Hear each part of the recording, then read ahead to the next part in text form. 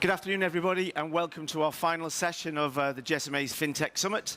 Lovely to see you all. Thanks for joining us. This session is on the transformation of payments. My name is Brian Gorman. I'm the FinTech lead at GSMA. On behalf of all my colleagues, I'd like to extend a warm welcome to you, and I'd like to acknowledge the role of our sponsors who've done a fantastic job with us this week, Accenture and Citi, in helping create the whole proposition this week.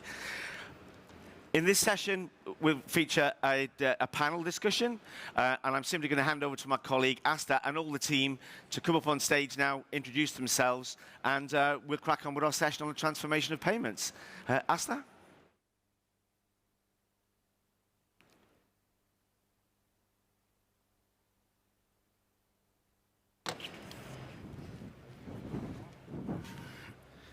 I need to go forward.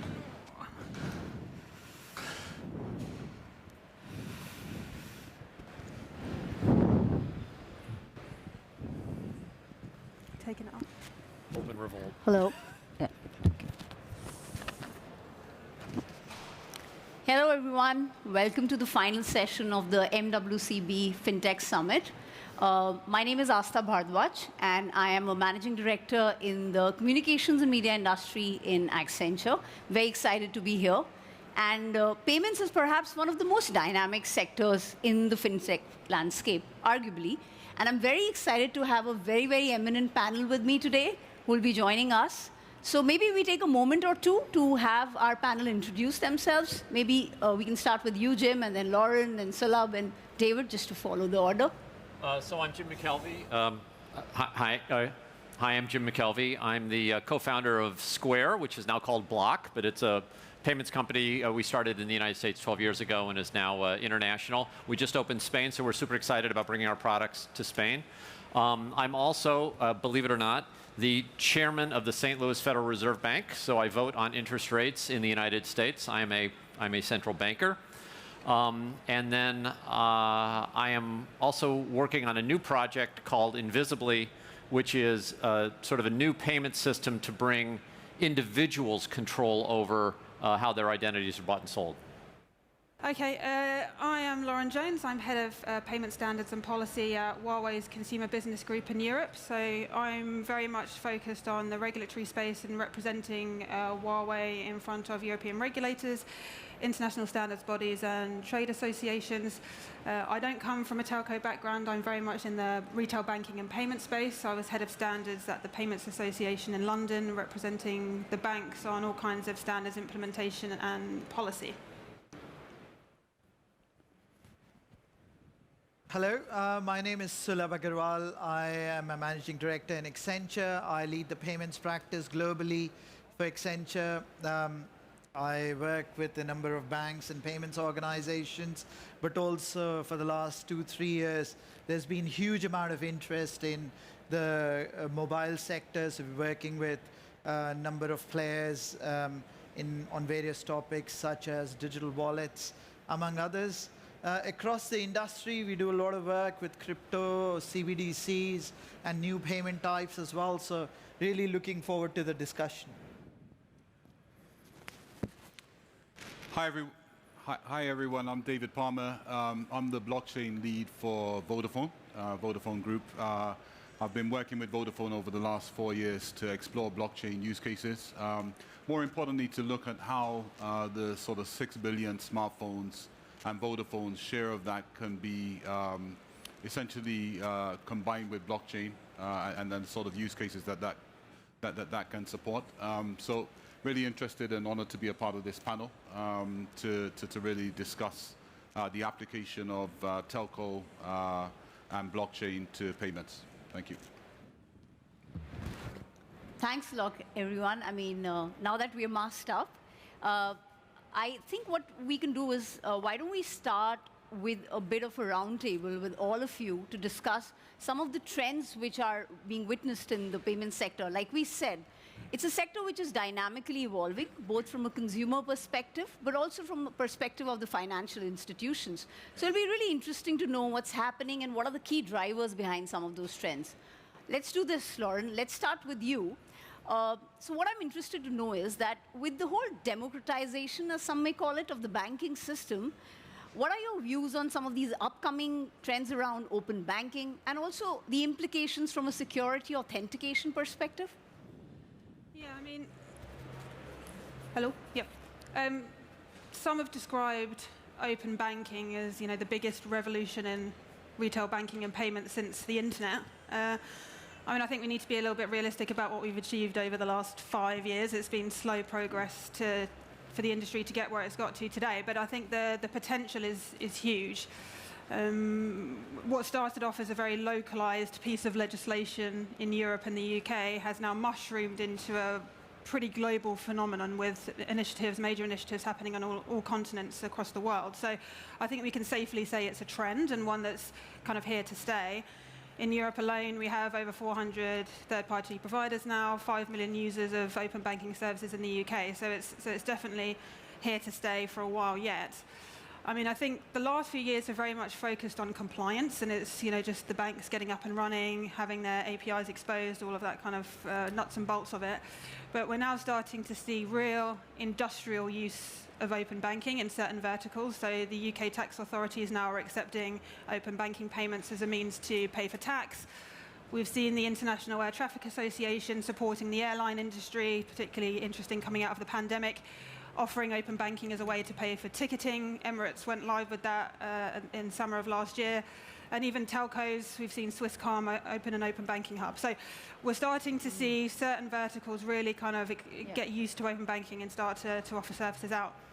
I think in terms of what's next for it, we're seeing kind of two trains of thought. One is exposing more data sets, so things like investments, credit lines, loans, mortgages, to become a much more open finance ecosystem. But I think what's quite interesting is the way the Australians are viewing it, which is it's actually not about banking at all.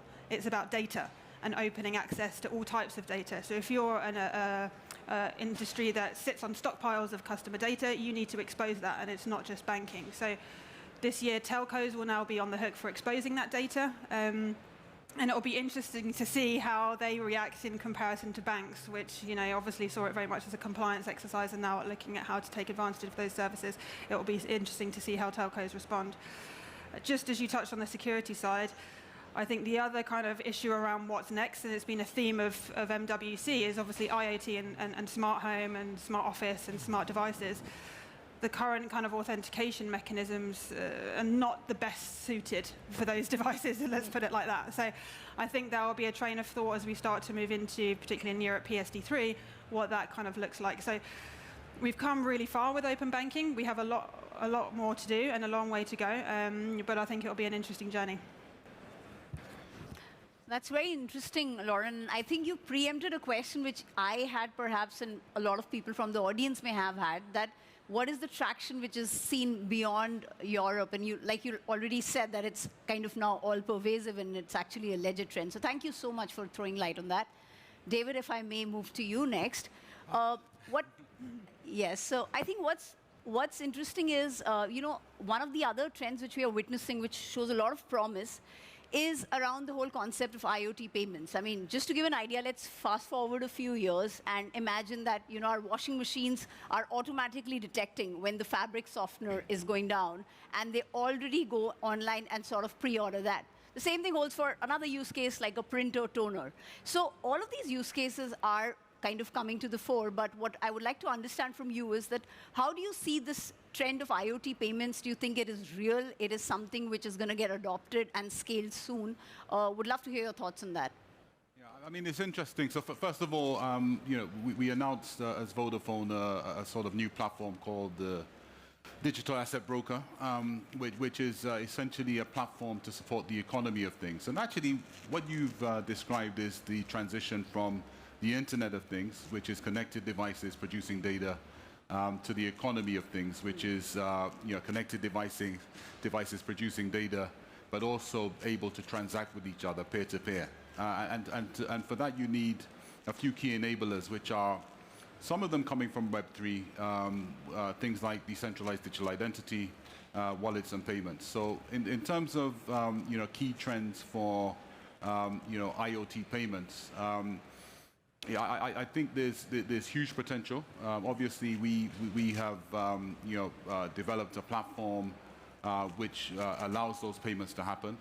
Wallets, identities, tokens are critical, but also, these trends fit into other key capabilities that are needed. So, one of the things we talk about is a world of wallets, right? So we're now moving from a world of bank accounts and a world of post-pay settlement to a world where every organization, country, business, person, and device will have a wallet. And what we've done with the digital asset broker is enable devices to have wallets, which are linked to their digital identity, which are linked to payment methods in sort of the token world and in the open banking real world, which can be executed by a smart contract. And that trend and those enablers, I believe, will power the economy of things going forward. So it's an important trend with enormous potential, but I believe we're just at the beginning of it. Okay. Thanks a lot, David. And if I may just ask a follow-up question on that one, considering your telco background as well. So, I mean, with this whole concept of IoT payments, do you see a larger opportunity, or do you see an opportunity in the first place from a telecom perspective which can be leveraged? Yeah, I presented at the strategy group on Saturday, and a few statistics we're seeing in terms of the market size. So there are estimates that the IoT payments market by 2034 could be worth as much as $1 trillion US dollars. There are also estimates that by 2025 we could be having sort of 6 billion payments.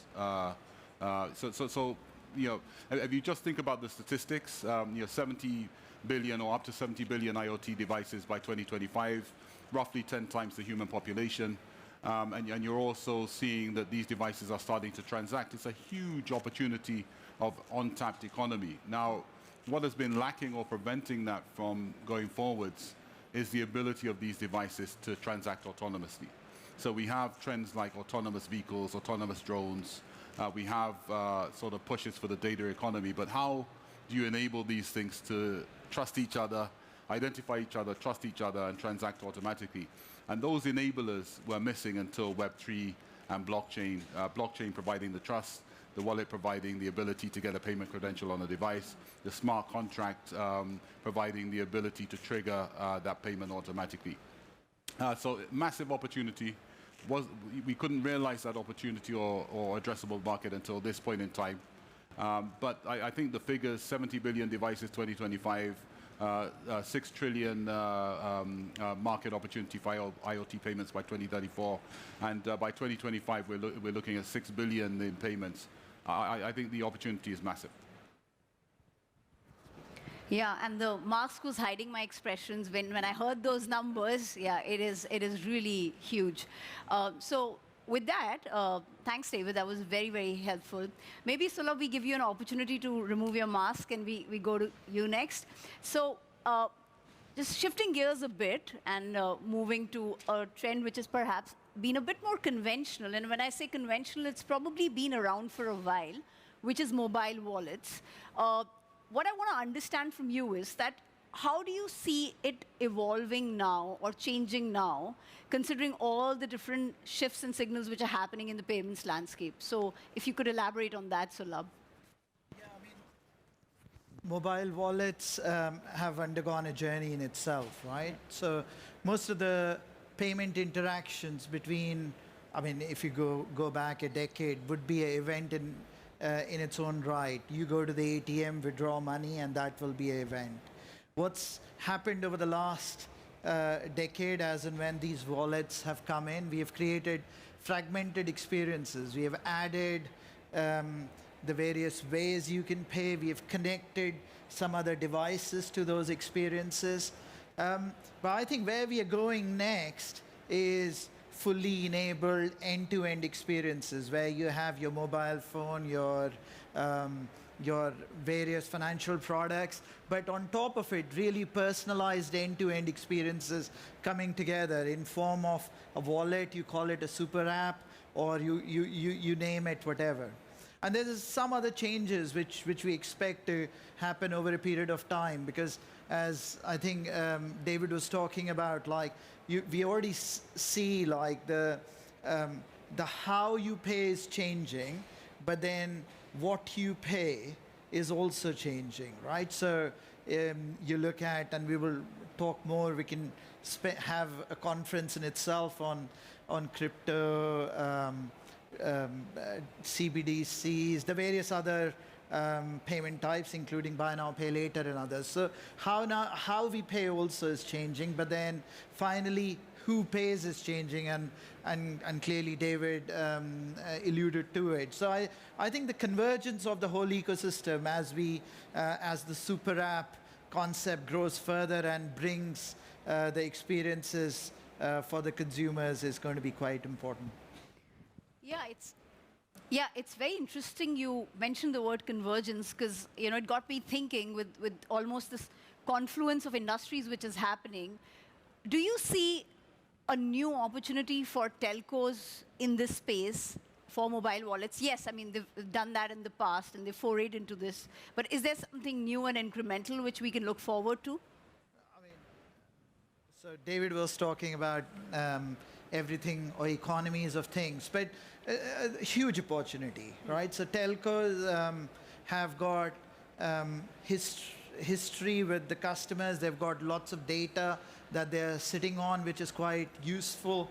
I mean, the banking data is already open, and Lauren was talking about open banking, and that data is open. So you're quite uniquely positioned in terms of using your own data, which is not yet open for other industries to take advantage of. The banking data is open, and you can use and partner with various other industries to create end-to-end experiences, because you can't win in every experience, right? So if I want to go on a holiday, that's a full-fledged journey for me as an individual, and clearly there are lots of factors involved, lots of providers involved in that journey as we go end-to-end.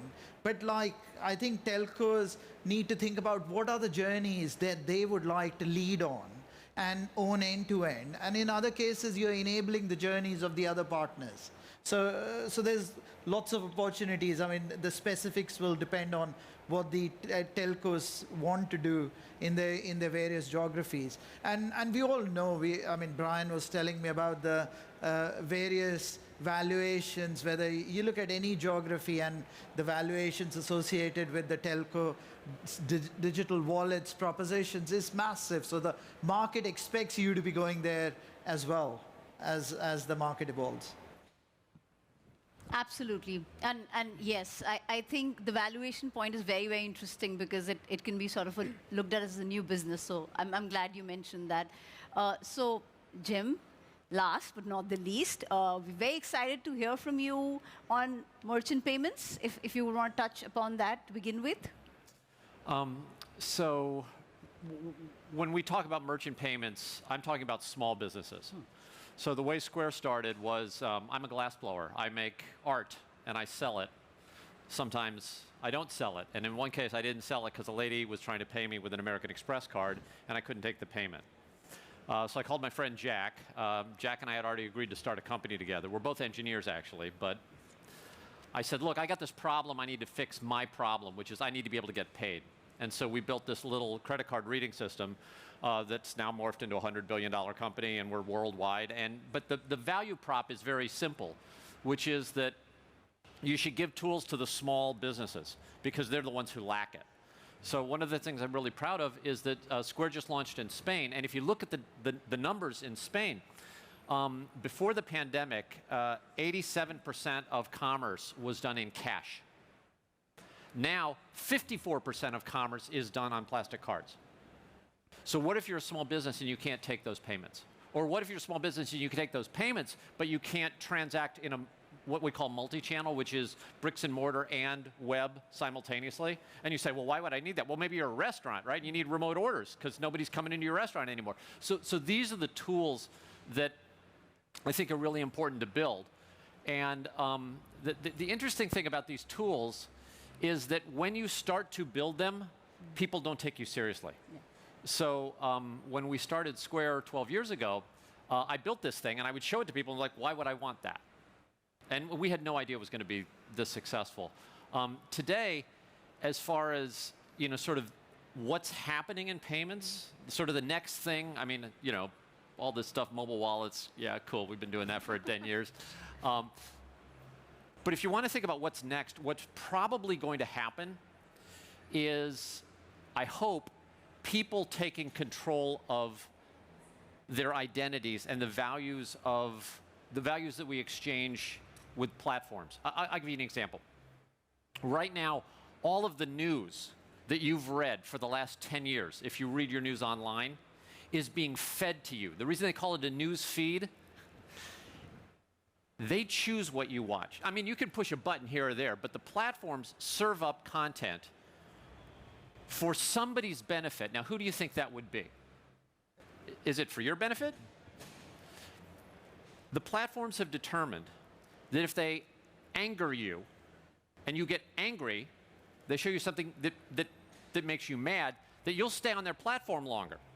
So what they do is they let you transact nicely for as long as you're likely to, because they see your behavior on a regular basis. And then when you start about to leave, they'll show you something that angers you. And this is what you now think of as news, because you've been all getting it for 10 years. So actually, a little startup that I'm working with, a company called Invisibly, just launched I announced it this morning. And it's really raw. It's kind of unstable, but it actually works. It's a news feed that searches most of the major English language news sources and allows you to sort them. So no paywalls, no ads. There is actually a tiny, tiny, tiny micropayment, which is so small that we just make the payment for you, because we're talking quarters of a cent here. So we just pay for you. But it's for the first time, at least in a decade, where people have control, and if you want to try it, you can try it, have control over what content they ingest. And I think this is sort of the next big trend, which is perhaps not our generation, because I don't see too many young folks here, but the folks who are, yeah, we don't count. Yeah. Hold up a young folk. There we go. Hopefully his brain isn't going to be owned by Facebook or Meta or whatever they call themselves. I would like to see a world where individuals have this control. And there are schemes, some of which involve crypto, some of which involve blockchain, some of which involve micropayments. These things are starting to happen. And that's what I hope to see more of. Thanks a lot, Jim. And thanks a lot for at least making me learn that news feed, the word feed was kind of the connotation was that you're being fed. So I was already circumspect about news, and I'm now going to take it with a... Do you know what a feedlot? Do you know what a feedlot is? Does anyone know what a feedlot is? Feedlot? They don't have it. Okay, so I'm from St. Louis, where it's kind of a rural area. So we have a lot of cattle farms. And a feedlot is where they take the cows off the pasture, they shove them in this building, and they put their head in a bucket of corn. And we've basically forced the cows to eat so they get fat, so they taste better, and then we shoot them in the head and chop them up. Okay? That's what feed is. Now, the good news is it's free. Okay? The cows don't have to pay for this. But free is not always the best. And I will point to my outfit today as an example. Everything I'm wearing, from these shoes to these socks, somebody gave me the jeans. Everything I'm wearing is free. And you have to admit, I'm the worst dressed guy in this room, right? I mean, come on. It's a trick question. It's terrible. Free is not always what you want. Free is not always best. So the feeding of news is one of the things that really pisses me off. And that's why we built this. So usually when I start a company, it's because I'm upset about something. And I was getting upset because every time I would read the news, I would get a little bit angry. And I was like, why am I getting angry? So I just stopped reading news. But then I saw what happened in politics, and I saw how people in my country were hating each other. I mean, there's real anger being stoked. And I was like, why the hell is this going on? And I thought, And then I found out what the platforms were doing and why they're doing it. They're doing it to make money. So they have an economic incentive to keep doing it. And I was like, well, how do we counter this? And I thought, well, maybe if we built something that allowed people to take choice and just paid for it for them, that they'd try it. So that's what invisibly.com is trying to do. Thanks a lot, Jim, for all the insights and all the passion. So shifting gears to a topic which I think a lot of you would probably want to hear about. So David, why don't we talk a little bit about crypto wallets and all the cool things around that? Yeah, so first of all, Jim, great point there. And yeah, I don't know who the worst dressed in the room is, but I think maybe I'm wrongly dressed for today. But so going into crypto wallets, I mean, yeah, as I said at the beginning, and sometimes you got to look into the future. You know, I do see a world of wallets. I see that there's a shift happening now in payments, but also in terms of how you make that payment, how you store value, and that move is to the wallets. I mean, my mother is 70 odd years old, and she has a Coinbase wallet, and she buys crypto, right? That just gives an example of exactly where this shift to this world of wallets is. And I also believe if you look at some of the stuff that the European Union are doing with IPSI, that countries will have wallets, right? And organizations in those countries will have wallets. You know, the people in those organizations will have wallets, and so will IoT devices. And that sort of wallet architecture across country, people, business, and things, you know, will be core to what we do. And the wallet is an address. The wallet can hold your identity. The wallet puts you in control, Jim. You know, so it allows us to move to that sort of self-sovereign world. But I also believe that wallet can be anchored to the mobile phone. And I think one of the things we need to do if we're going to transform is force adoption, right? And you know, as telcos, we have over 6 billion smartphones in operation across the world. And Vodafone was one of the first, because Vodafone, I think, was one of the first telcos to become a bank with M-Pesa. I don't know if you know about that. But things now are moving to this sort of wallet architecture. So my thinking is if you link a crypto wallet with the phone, and you have a user experience which makes it easy for people to use their phone, maybe linking your phone number as your ID, but also you know, making it easy for you to buy and sell using that wallet, then we have adoption. So we have 6 billion people who can now start to transact. And part of what you know, blockchain was there to do, one of the original use case was to bank the unbanked, right? That's probably why you got into business, right, Jim? So the crypto wallet is going to be key to business and individuals. What we're seeing in terms of what goes in that wallet is something I call the economy of tokens. So we've seen, a lot of you would have heard about NFTs, which is digital ownership of assets. So we've seen NFTs for art, NFTs for music, NFTs for collectibles, and as well as sort of investment tokens or security tokens that people are holding. You know, the wallets that we have in the phone, you know, crypto wallets are starting to hold NFTs. So a lot of our digital ownership can be in there. I believe, again, the phone number and the smartphone can be a key enabler for that. But also these, I think what we've missed, and maybe I keep on pointing to Jim, but I'm a big fan, right? But I think maybe what we've missed is linking those wallets to real world payments, because you know, over 90% or maybe more of the payments we have now are in the real world. They're bank to bank, they're card payments, etc. And what we've tried to do, you know, with our Economy of Things platform in Vodafone is have a wallet of wallets that can actually use a smart contract to execute a payment over the banking network using in an automated way. And that's where I see the key extension. So I take the word crypto out of wallets, and I just have a wallet that can hold crypto, we can hold NFTs, it can hold your multiple banking information, your cards, and it can also hold your identity, right? And I think when you start looking at wallets in that way, then it becomes essentially the settlement, the essence of what we're doing. And then you can start getting into some really edgy things, which is how you can combine wallets, you know, to support you know, transactions as businesses, etc. But that's where I see it going. So I maybe take a different view to it.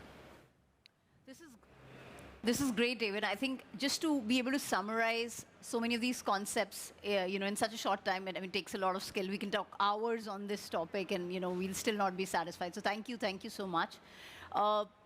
So again, just shifting gears a bit, another facet of a cashless society, and perhaps arguably, I would say, less volatile, more regulated, are the CBDCs, right? And Sulabh, if we get your perspective on those while we are at it, and I think Jim probably wants to say something as well, which we would, we love to hear what Jim has to say, so. Jim, you can give your perspective. So, CBDCs are more real than crypto in the sense that they're backed by the central banks. Lots of central banks, hundreds of them, are testing, piloting, some implementing CBDCs. China is taking a lead. I don't know how many, or obviously there's a couple of other countries, Jamaica and Nigeria and others as well. But what China is doing is at scale. You're talking about hundreds of millions of customers now being able to use their wallet to be able to make CBDC payments because it's enabled for WeChat Pay, Apple Pay, and other wallets which are already in existence. There's already hundreds of millions of transactions going through, which started with giving out the lottery money into those wallets, and then the Winter Olympics and the opening of the whole WeChat Pay and Alipay starting to take CBDCs. That's really changed the game, and that's a clear use case as to how in the retail space where CBDCs are being adopted at scale. There's two other big use cases for CBDCs which we are observing. One, which is less relevant to telcos, is the wholesale banking CBDCs, where you can actually, which is more for interbanking and for security settlement. And it is clearly a no-brainer for a number of settlement activities where CBDCs will be kind of adopted. And in Europe, for example, Banque de France and the Central Bank of Switzerland have been running this thing called Project Euro on the same. The third use case, which is very relevant, is the cross-border payments. So we all know, right, cross-border payments at the moment is not the most exciting part of anyone's experience. And a lot of fintechs have come in to improve the journey, but still there's more that can be done. And the biggest problem with cross-border payments is that there are many legs to a transaction. You're never sure as to how much money will get remitted on the other side, and what will be the charges. Lots of organizations are looking to solve for it, but CBDC clearly is one of the very progressive solutions in that space, and SWIFT themselves have been very active in looking at promoting CBDCs in that space. We're in the early stages of the journey. Clearly CBDCs will be one of the tokens in the wallet, unless we truly believe that it can replace the actual money itself, which is the fiat currencies. Time will tell if that transition will happen. But should that happen, I think the payments industry and the where we sit in will change significantly. At the moment, the reason you have lots of payments infrastructure is because payments messaging and payments settlement go at different speeds. And what crypto and CBDCs will do is bring it all together. So a lot of the payments market infrastructure will have to transform radically. Do you want to add something? Well, I'm not. I have to preface this by saying I'm not speaking as the chairman of the Fed right now.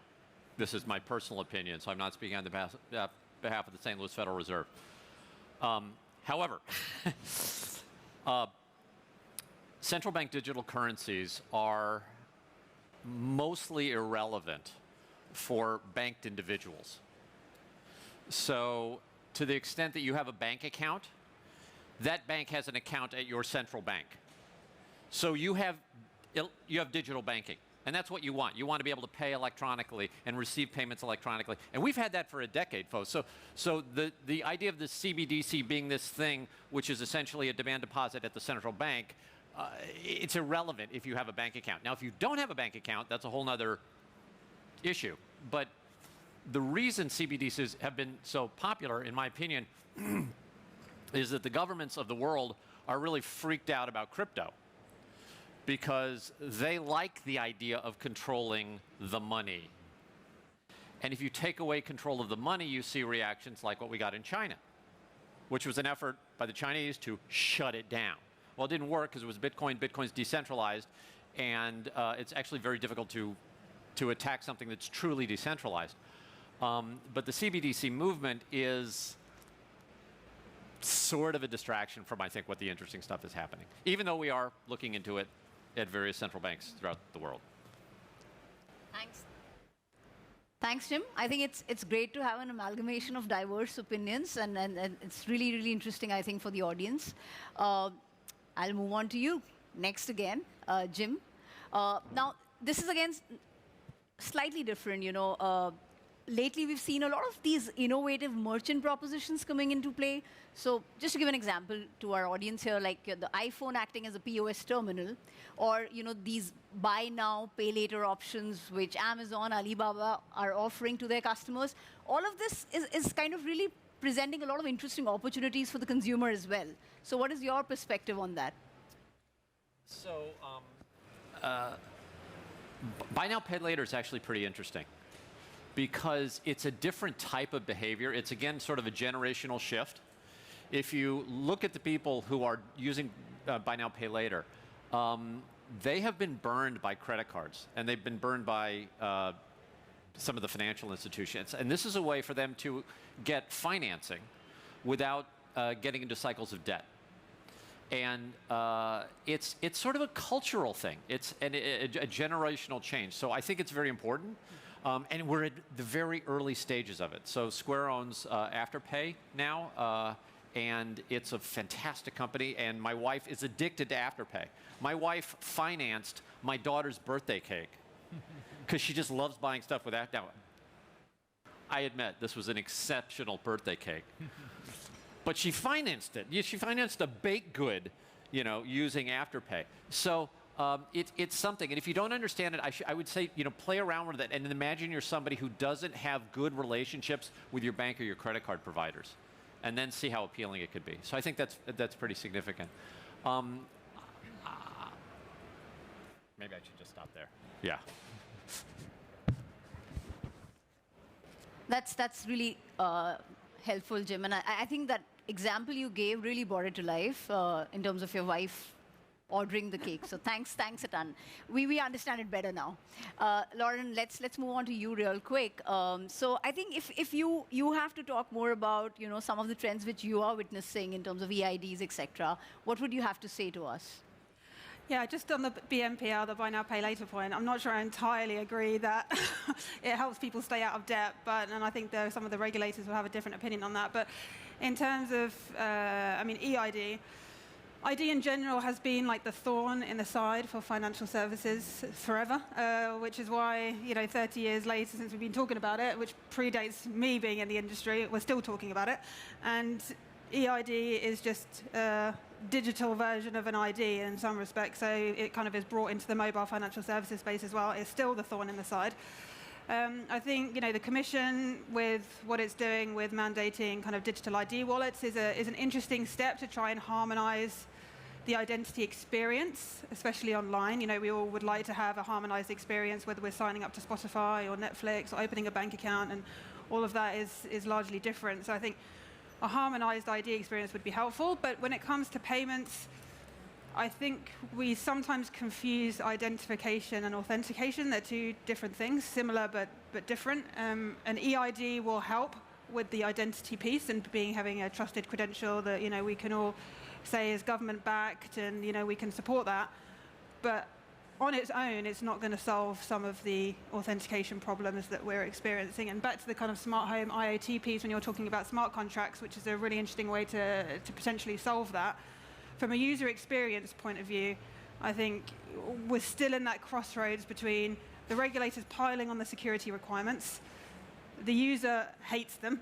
So, really kind of the cart abandonment, which I'm sure you see in your space, is high. We need to be looking at better, more future-proof ways of authentication. And in academic circles, there's talk about enhanced behavioral authentication, which largely goes undiscussed. How can we start to build a digital picture, which is interesting when you think about Meta and all that kind of stuff, and against GDPR. How can we start to build a digital picture of a user to know what good looks like and what normal behavior looks like? The banks do that. The banks do stuff around transaction monitoring and all of that kind of stuff, but there are other assets that can be brought into that space, potentially geolocation, some things that smart devices can showcase, like gait, heart rate, etc., where we can start to build a much more comprehensive, richer picture of what a user's behavior looks like. So EID is a piece of the puzzle, and I think it's useful, but it's not a silver bullet in itself, and definitely not for payments. Thanks, Lauren. Very helpful. And I love the diversity of opinions in this panel. I think it just makes it so much richer. And the fact that you all kind of gave really tangible examples and use cases, it just brought it to life much more. I'm afraid we're almost at the end of our designated slot, and then time just flew by. But if we could just have a few closing thoughts from each of you in terms of, you all are really bringing a wealth of experience in terms of the organizations you all are working in. So if you probably want to spend 30 seconds, each of you, to kind of talk about one really marquee project or work which you did in that space, which kind of correlates to the trends you were talking about, that'll be great. Maybe, David, I start with you first. Yeah, so first of all, I'd just like to say that I think we're privileged to be at this time when technologies are converging to enable us to transform payments. I think a lot of the banking system and the payment systems that we've had are from what we would say in the UK Victorian age. So they're dating from sort of the mid-1950s. They're paper-based, they're based on paper identities, etc.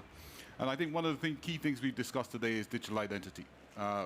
Jim, like myself, looking at self-sovereign digital identity and bringing control back, verifiable credentials, and that is the key to unlocking automation in payments, because once your identity can be automated and digital, and your credentials can be digital, then things like financing and payments and authorization can be automated. And that is how this payments architecture and solutions will be transformed. It's going to be by that automation. And digital identity and wallets are the key foundational enablers to that. In terms of what we're doing, and I know I'm probably over time already, I think all of that comes together in terms of Digital Asset Broker, which is the platform that we've just announced this week for Vodafone. It brings together smartphones. It brings together identity on those smartphones. At the core of it, digital identity for people, business, and things, focusing on what I think is the first digital identity for a device, which has a wallet linked to it, and enables our customers to transact or enable their devices to transact with each other peer-to-peer using either token payments or real-world payments. And I believe that when we start looking at the data economy, when we start looking at future monetization and revenue streams, I believe that the economy of things, device-to-device transactions over blockchain, peer-to-peer, based in digital identity will be key to that. So that's the real world. But I'd just like to say that the transformation of payments is a very, very exciting topic. We haven't even discussed DeFi. We haven't really discussed changes to CeFi. These are all very, very important topics where essentially you're having banking over a protocol, which is democratized. So really excited, and thanks for having me on the panel this time. Yeah, thanks, Asta. I'm conscious of time, but we've been working across a wide landscape of projects, including central market infrastructures to working with wallets and the whole crypto space. So, I'm conscious of time. We can happy to talk offline to anyone who is interested in finding out more about what we're doing in payments.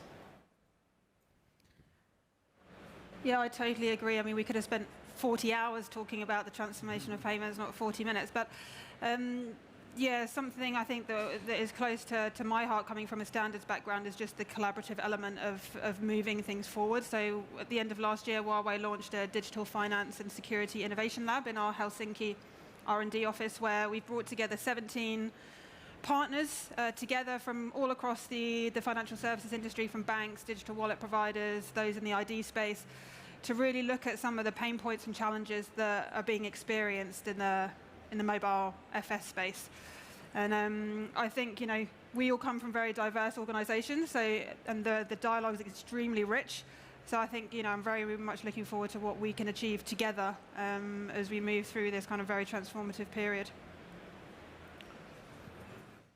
So Asta, you asked a question about what I'm excited about. And it's actually what I'm worried about, which I'm worried is that we're the lost generation. We're the generation that has sort of lost control of our identities. And so I told you about that product that allows you to take control of your news if you want to play with that. Brand new. But if you asked, I'll tell you what I'm actually most excited about, which is something that I am the only user in the world of. I built myself a personal paywall for my email. So we're all old enough to remember email when it was good, right? Remember when email was great and you first started using it and you could communicate with everybody, and then the spammers caught you and it got crappy, like it just got terrible. And then Gmail comes along with a spam filter and it cleans it up and email's great again, okay? So that was 15 years ago. And in those 15 years, the spammers have figured out how to get into my inbox, not my spam folder. They get into my inbox by, you know, they know my name and they get my email somewhere. By the way, my email is jim@invisibly.com. Give it a shot, okay? Because if you try, what it's going to say is, if you want to email Jim McKelvey, it'll cost you 5 cents.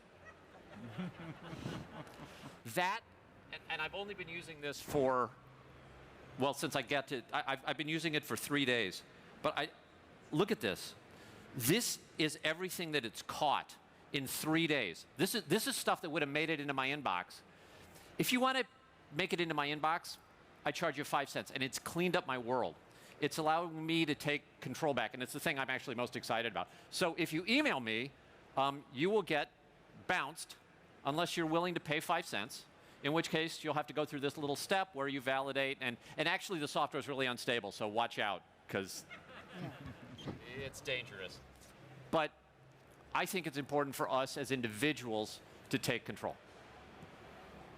Thank you so much, Jim. I'm sure people have a lot of questions and they're all ready to spend 5 cents to get answers to those questions. So I think you'll get a lot of emails. Thanks a lot, everyone. I think this is a great panel. I personally learned a lot. I'm sure our audience, if they have a lot of questions, I'll take the liberty of almost saying on their behalf, you can reach out to them offline, have those questions, have discussions. That's what MWC is for. So thank you so much for being such a great audience. And with this, I will hand over to Richard Cockle. There he is, the head of Identity, Data, and IoT at GSMA, for a few closing remarks. Over to you, Richard. Thank you. Thank you very much, everybody. Thank you for everybody that's attended all today. I think it's been a fantastic session where we've covered so many topics. We've gone from different payment methods to cryptocurrencies to NFTs to even the creation of new worlds and, of course, connected vehicles there with David. We at the GSMA are obviously starting to create what we're calling a FinTech forum. So we're trying to bring together the industry and build the bridges between a number of the people that you've seen here today, between the financial services sector and the mobile sector, so that we can learn together. And as part of that, I'd like to just say, to start that learning, if you'd like to join us at our FinTech forum ecosystem networking, it'll be taking place across there in the Industry City Networking Lounge from 4:30. So that is 9 minutes and counting. So thanks very much, guys. Have a great rest of the show.